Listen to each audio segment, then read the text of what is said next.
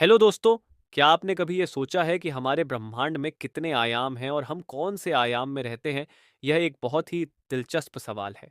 वर्तमान भौतिकी में आयामों की संख्या के बारे में दो सिद्धांत हैं।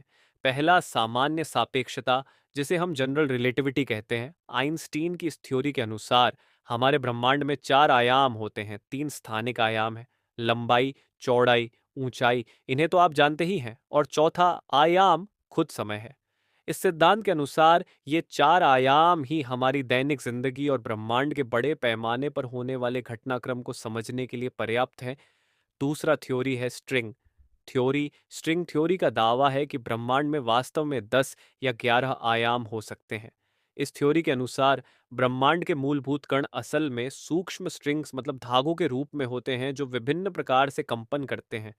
स्ट्रिंग थ्योरी की कई भिन्नताएं हैं, जिनमें अधिकतर के अनुसार ब्रह्मांड में 10 आयाम होते हैं, जबकि एक और व्यापक सिद्धांत, जिसे एम थ्योरी कहा जाता है, इसके अनुसार ब्रह्मांड में कुल 11 आयाम हो सकते हैं। इनमें से अधिकतर अतिरिक्त आयाम हमारी दृष्टि से दिखाई नहीं देते, क्योंकि वे बहुत छोटे पैमाने पर मुड़े हुए माने जाते हैं। इन अतिरिक्त आयामों के कारण ही स्ट्रिंग थ्योरी ब्रह्मांड के विभिन्न कणों और बलों को एकीकृत तरीके से समझाने की कोशिश करती है। इन सभी थ्योरी के अलावा और भी बहुत सारी थ्योरी है जो यह दावा करती है कि ब्रह्मांड में 26 आयाम है, और यह बोसनिक स्ट्रिंग थ्योरी में कहा गया है। हालांकि इस सिद्धांत को वैज्ञानिकों से मान्यता नहीं मिली और इसे ठुकरा दिया गया।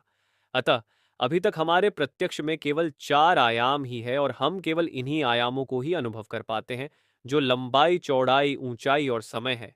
लेकिन क्या हो अगर एम थ्योरी और स्ट्रिंग थ्योरी सही साबित हो और हमारे ही ब्रह्मांड में 11 आयाम हो? तो चलिए, ये हम जानेंगे अगले वीडियो में कि क्या है एम थ्योरी और स्ट्रिंग थ्योरी और कैसी होती है। आयाम तब तक के लिए